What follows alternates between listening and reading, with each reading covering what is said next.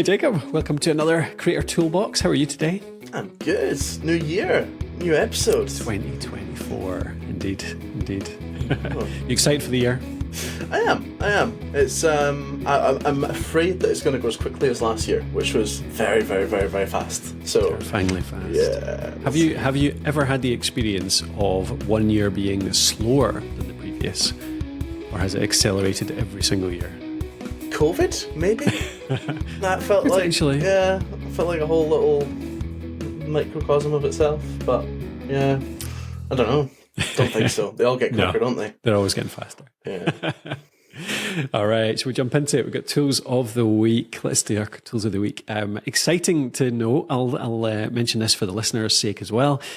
We've started inviting on guests for this. My whole idea for the Creator Toolbox was to get more people on here, so it's not just you and I, Jacob. Although, of course, it's good fun just doing it with yourself. But we're going to get some more creators on as well. And we've had, what did you see, like 5 or 6 replies already? Already, yeah. I was surprised. So a bunch of people, yeah. So that's going to be great fun getting an extra person on. So generally it'll be me, Jacob, and one other person.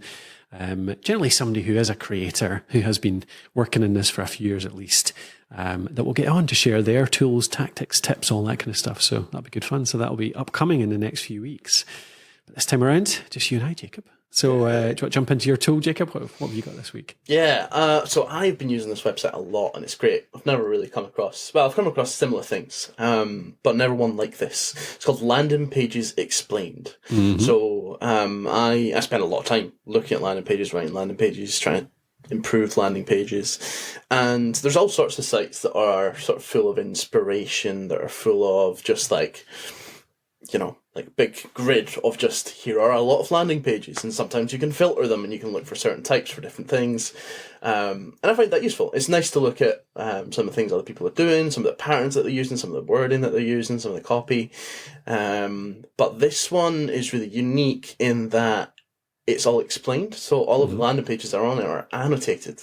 And quite a lot of them are actually annotated by the creator or by the marketer that made it.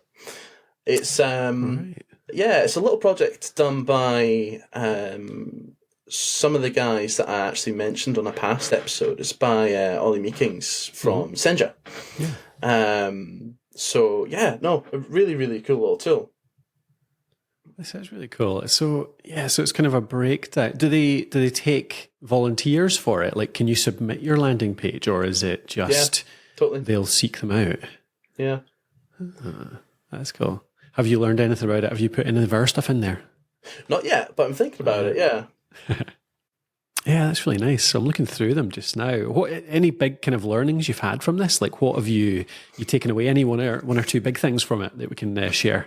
Yeah, nothing in particular, no sort of like, this is one consistent hack across all these landing pages. But for me, the reason that I find it really useful is that I second guess myself, my writing, a lot. So this is a really good way for me to go and compare myself to, which sounds counterproductive, but to compare myself to some of the things that other people are doing and actually get validation. Or if I feel like something isn't quite right, like this isn't, there's something wrong about it, I can go and have a look at a bunch of other landing pages and actually see the reasoning behind a similar thing on another landing page. And I find that really, really useful. It gets me unstuck.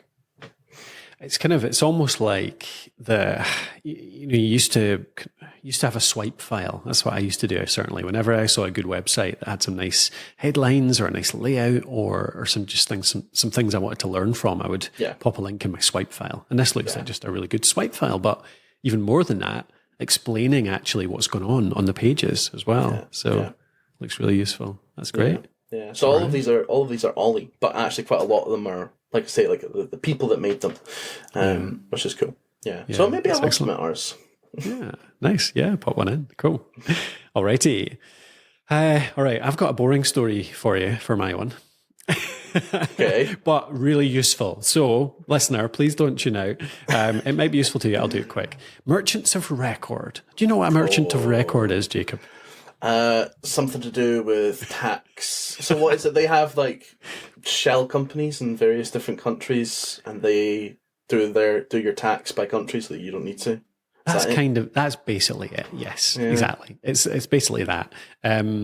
So a merchant of record is a company that you sell your stuff through, and then they actually make sure that they are complying with all of the tax laws in all of the countries that you sell. So a good example is we sell ebooks. We sell courses. Ebooks are actually a really interesting one. They're a really useful one. So that's kind of the story around this, is that we sell Finally Start Your Podcast book. We've got a podcast growth book. We've had loads of different PDFs that we've sold over the years as well.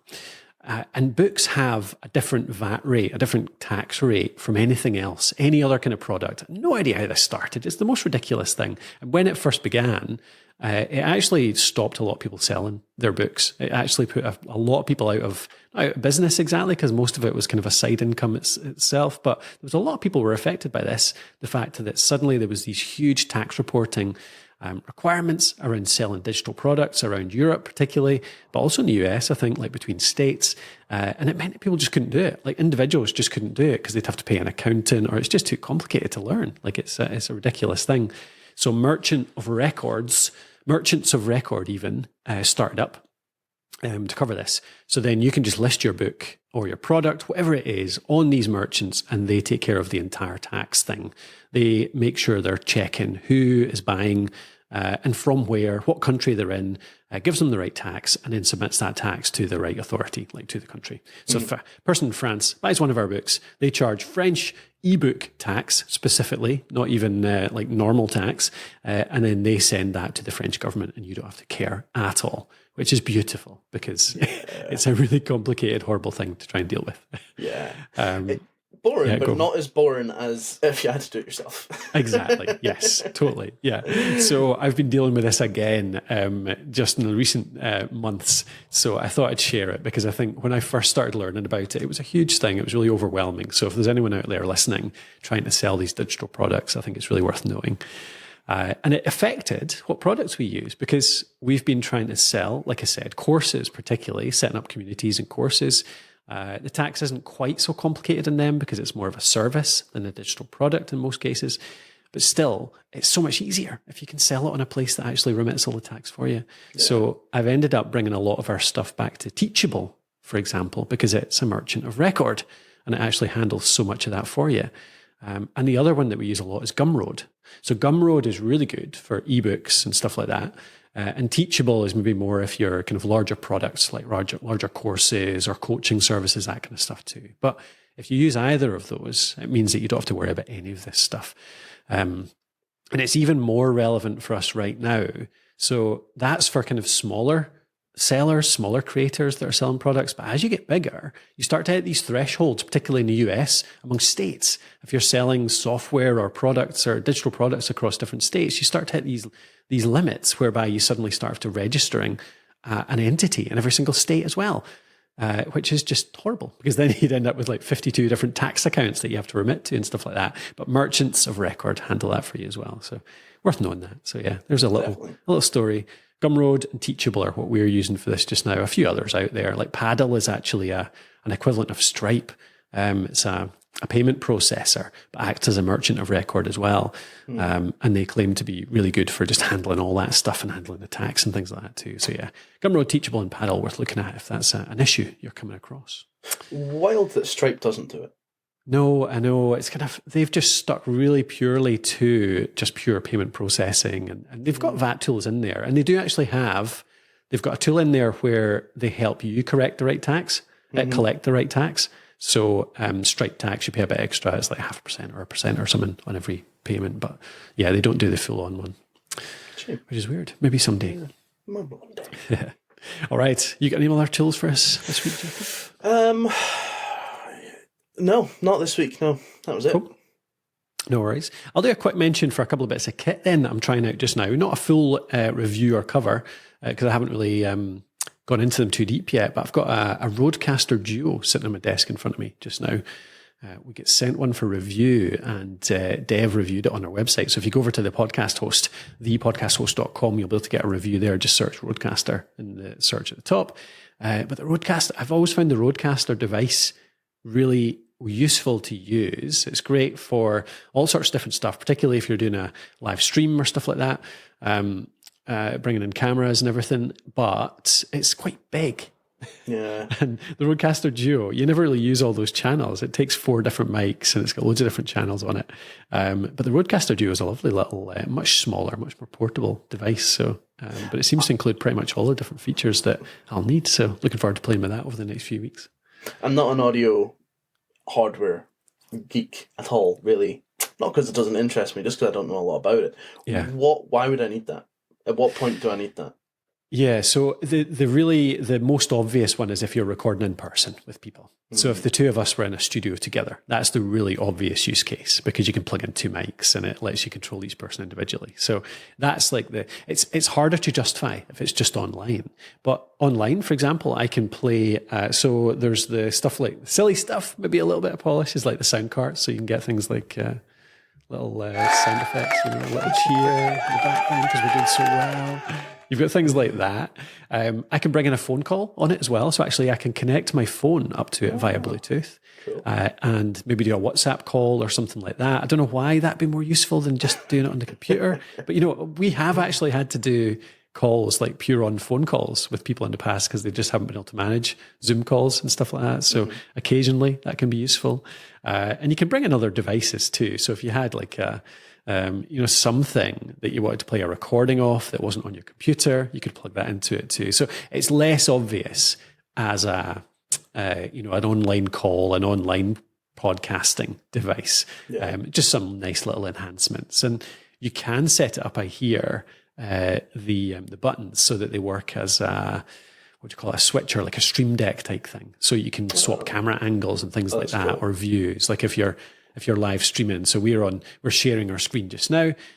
Someone like StreamYard, you can switch between views really easily. You can set it up to do that kind of thing as well. So there's a few different things like that. So yeah, cool. It's not essential by any means unless you're out and about, but it's a nice little toy. yeah. It sounds like it. Yeah, nice one. Cool. All right, so we're going to Creators of the Week then. Oh, let's do it. You first. Okay. Yeah. So I've been listening to a new podcast quite a lot in the last month or two. It's called How to Take Over the World by Ben Wilson. Just really enjoying it. And there's a whole bunch of stuff that he does really well on that show that I thought I'd share. Have you come across it at all? You seen it? Nope, never heard of it. Nope. It's theoretically, it's a history show. So he talks about historical characters. So How to Take Over the World refers to the fact that it's all people that have taken over the world in some kind of sense. And it doesn't have to be actually like war, like taking over the world, like actually conquering places. It could be. So he talked about Leonardo da Vinci on a recent episode, for example, because he took over the world's culture in many ways. Or, there's somebody that has influenced the world, essentially.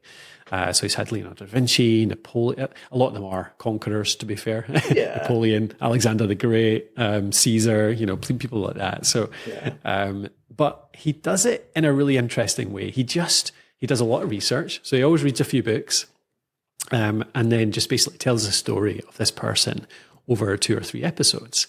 And he's a really kind of relatable guy, quite conversational, comes across really well.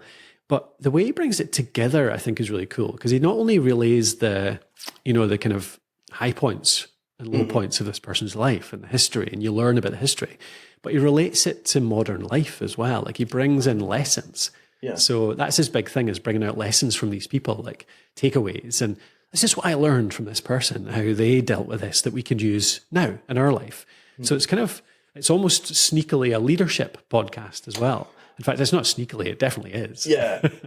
That sounds amazing. I would love that. Yeah. You should listen, definitely. Yeah. And it's really accessible in that he's got, all these characters. So you can dig in, you can subscribe, you can look back through, you can pick a character that you know, say Napoleon, one of the recent ones, listen to the 2 or 3 episodes about him, and that's it. It's like completed start to finish, that arc. And then you can go back and listen to more if you want. But I like really a podcast like that, where you can where each episode is just something really specific, and I can just go and listen to that and jump about and cherry pick. Yeah. Yes, indeed. Yeah. There's no sequence required whatsoever. Yeah, it's cool. He ties it to earlier. The thing that I'm discovering as I listen to more of them is he's really tying the episodes together as well. So in the more recent episodes, he refers back to something he learned from Caesar or Napoleon or Alexander the Great or whatever, and brings it into the current one. So he's developing this kind of body of knowledge or, kind of archive of stuff that he's bringing and pulling themes out of it and bigger lessons because of like something 2 or 3 different people did, that kind of thing. So he's doing a really good job on it. Is it just a podcast? Has he got anything else? It is, yes. So interestingly, he's just doing audio just now. I can't imagine. Yeah, it's an interesting one, isn't it? Like it's just him speaking. So to make that useful on YouTube, you'd have to do something quite interesting, wouldn't you? To make it sort of more video, or to do it really good for clipping and stuff like that. I'm not sure. You'd have to do some pretty interesting visual stuff, I guess, to make it more interesting to watch. So yeah, I don't know. Could go that way. But another couple of things from it, monetization, like he ties into, he pushes his newsletter a lot. I like his calls to action. He talks about his newsletter. That's his main call to action. So that's obviously his big goal, is to just get people onto the newsletter. But he does include some sponsorships as well. So he obviously is doing a bit of monetization through sponsorships, that in the background. But it's all host read, quite nicely integrated in his own style, which is quite good. And I noticed, I went to his website earlier on just to have a wee look.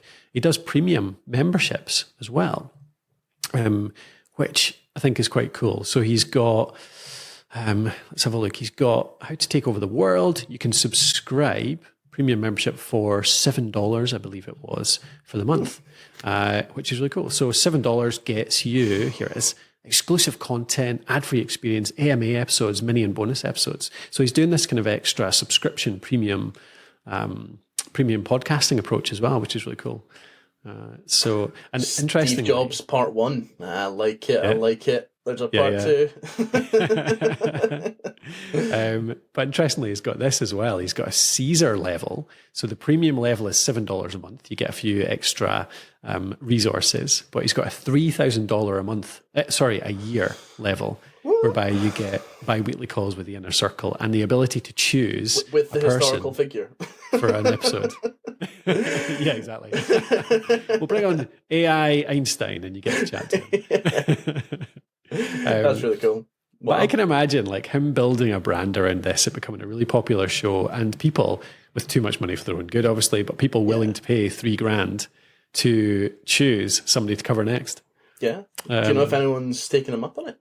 I have no idea. I don't know. I haven't heard that on the show yet, so certainly he hasn't mentioned that on the show. But I just think it's a cool thing there. So yeah. I think that's something that more creators should do, though. They should have like a big sort of hairy, audacious level of, I don't know, product or support or service or whatever, and not without putting too much upfront work in it. Yeah, but just offer it as something that's there for the super fans, because you never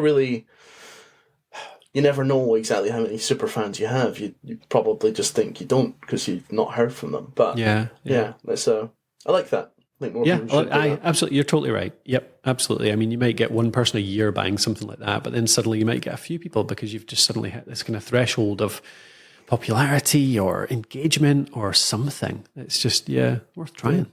Definitely. Alrighty, that's it though. I love this show. Go and check it out. How to Take Over the World. Takeoverpod.com is the website. So yeah, have a look. Nice. What about yourself, Jacob? Who's your creator of the week this week? It's a sad story. It's a sad story. It's the end of an era. Oh no. Yeah. Tom Scott is leaving YouTube. I don't actually think he is. I think he's winding down his main channel, which has been going for. I mean, I've been watching it for like 3 or 4 years at least, but it's been going longer than that. And as far as I know, he has not missed a week in that whole time, which is crazy. And I think he's just one of the most quintessential sort of pre Mr. Beast era YouTubers. Really? Yeah. Like he was just such a staple of YouTube for me. And like, I bring him up because he's closing his channel, but I think he's worth talking about just because of what he's done. You know, he's been incredibly consistent, and the style of his videos and the way that he creates content, I think is something that we probably don't see enough of now, and it's really high quality, but it really respects your time. So like you see those videos there, they're like less than 10 minutes every time, and actually there's quite a lot of 2-3 minute videos as well, and it'll be him in a quarry in Canada, and it'll, the video always starts with, "Hi, I'm Tom Scott, I'm in a quarry in Canada, and this is famous or interesting for whatever reason," and he'll go to all of these places, but he won't make you watch 30 minutes of sort of fluff. He will just show you exactly what's interesting. Yeah, he'll talk to, when possible, he'll talk to someone who knows as well, so it's a bit of interview. And I mean, I'm assuming he's not going to remove the channel. That'd be nuts, because it's all still monetized. But it's end of an era. I wanted to bring him up.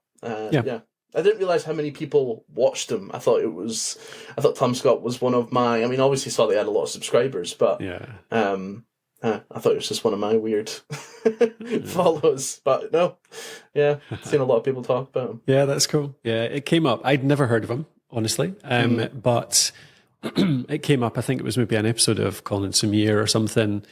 And they mentioned it, and I went and had a look, and I was like, yeah, some really cool stuff on here. I love that takeaway you've got there around the length. I think there's a lot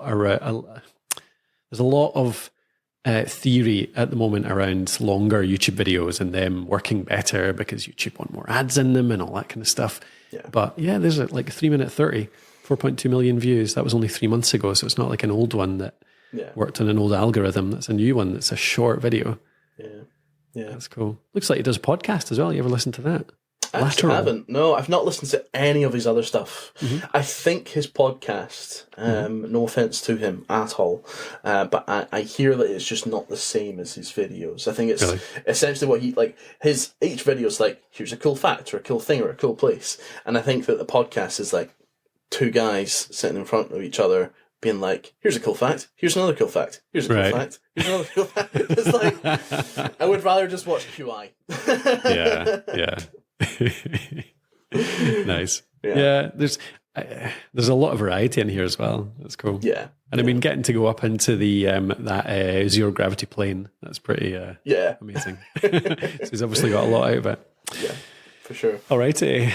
Cool. I think you've got an honorary mention here as well. What's this about? Oh, I do. Yeah. So this is a little bit nerdy, a little bit geeky.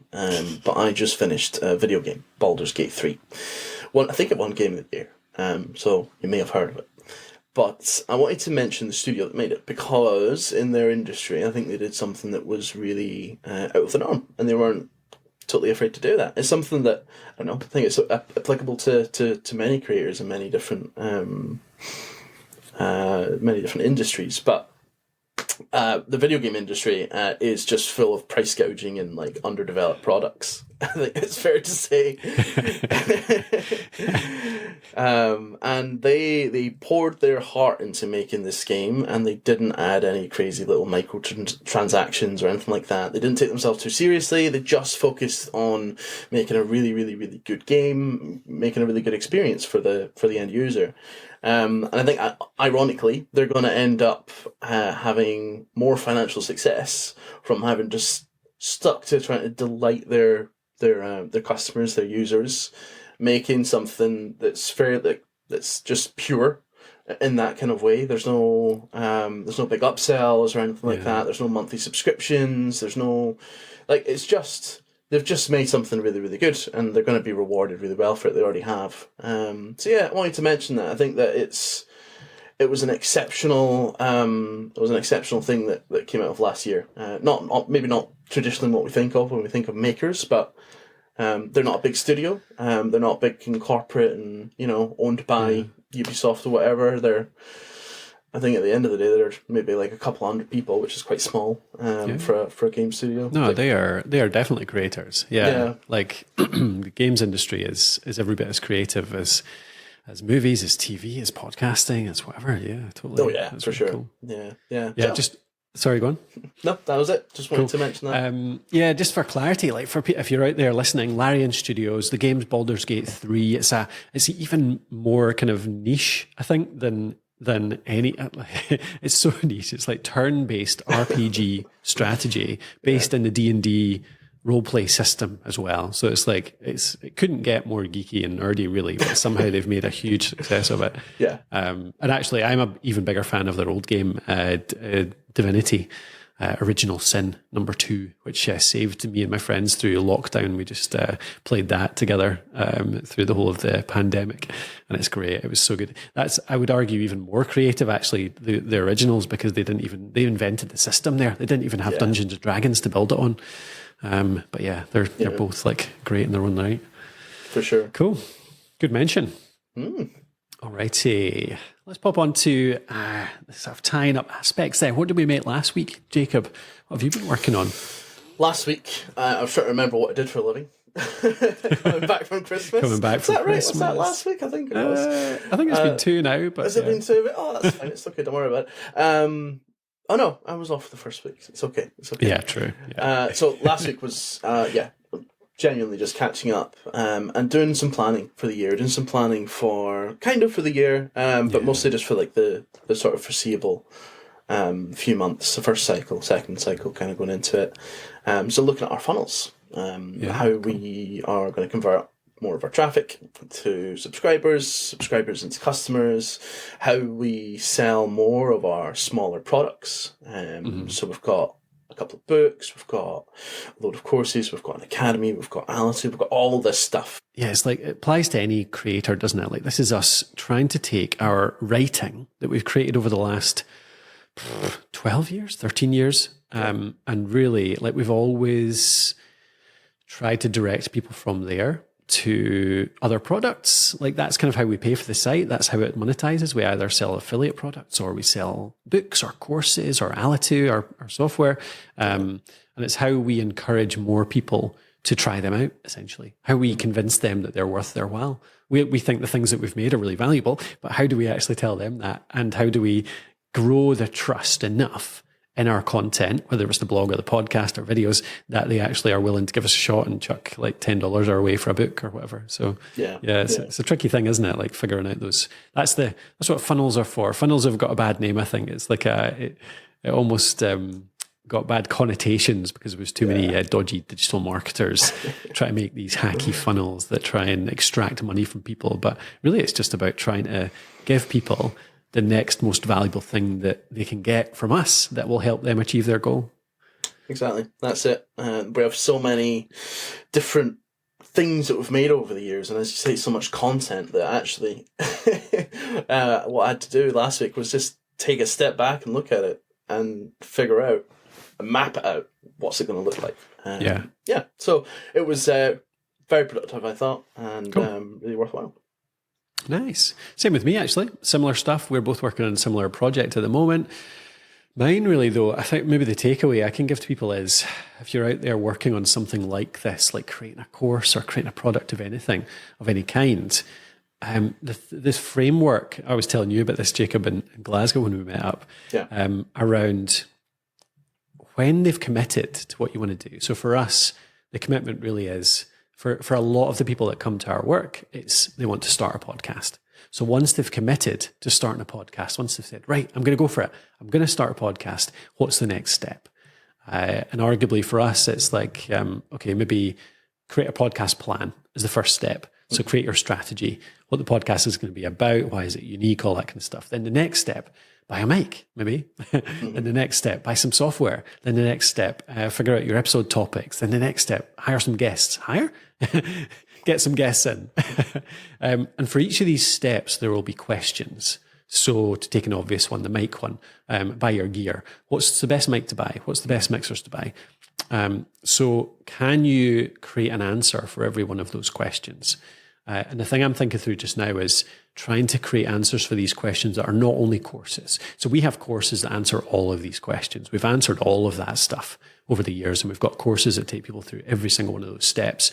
But courses are just not enough to inspire action on their own.